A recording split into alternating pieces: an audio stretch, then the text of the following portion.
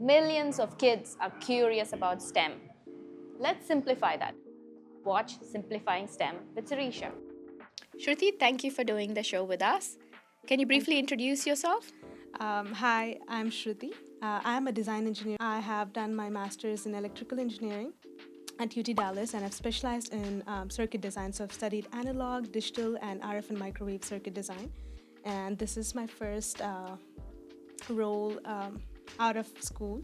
Okay. So, design engineering, that's in some ways, I think of it as very highly specialized and super niche. What motivated you to do design? Growing up, I was someone who really admired wireless technologies because I was the daughter of a single mother, and she was always away working somewhere else in a different city or state or country. So I admired wireless technology. I relied on it heavily, and I knew that I wanted to study it somehow. So yours is a personal story. Yeah. To why it connects to you. Maybe describe. I'll give a brief description of design engineering, and you can build on it. Yes. Design engineering is basically designing the circuit, which is when you think about a semiconductor chip, it is the infrastructure that's used to build it. Yes. We've talked to a lot of people who are process are the people of physically building it.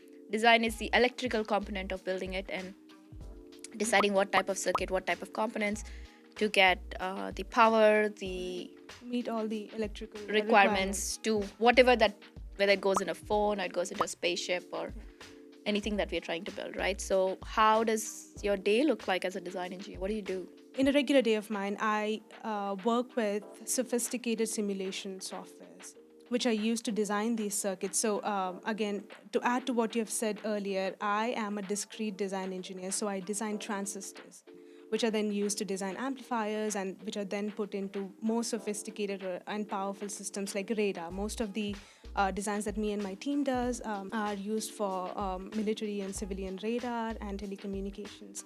So to design these sophisticated circuits, we use simulation softwares. Half of the day revolves around using them to understand or to even visualize how our circuit will look like. And again, as I've mentioned, I'm a young engineer, so rest of the time I'm conversing with other engineers in the team and other engineers in different teams to understand different design techniques. And rest of the time I'm in the lab. So whatever designs I've done or others which have come out of the fab, I work on doing verification testing on them to understand how the design that you have done in the simulation software comes into picture and how that is working.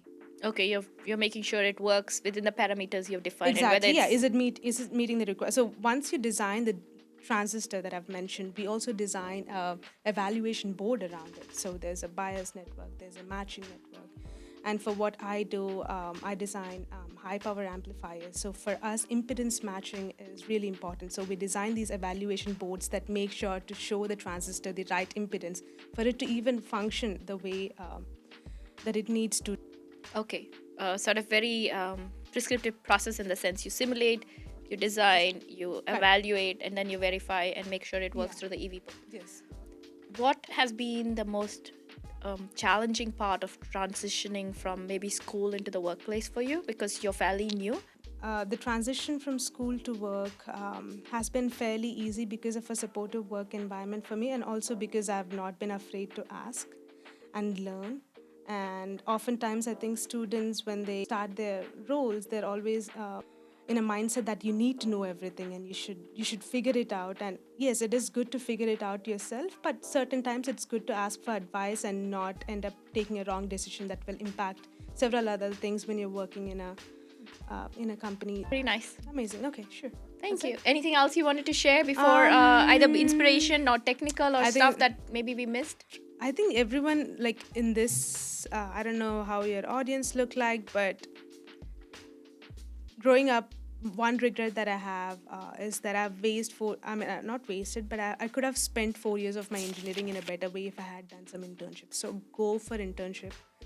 Student period is the best period because you can always say that, hey, I'm just a student, just teach me. So internships. Yeah. Very good. Yeah. Thank you so much. Thank you for watching. And if you're interested in learning about more STEM careers, check out the link in the description below. And maybe there is a career we haven't featured that you are interested in. Please contact us. We would love to talk about it more. And don't forget to check out our next video.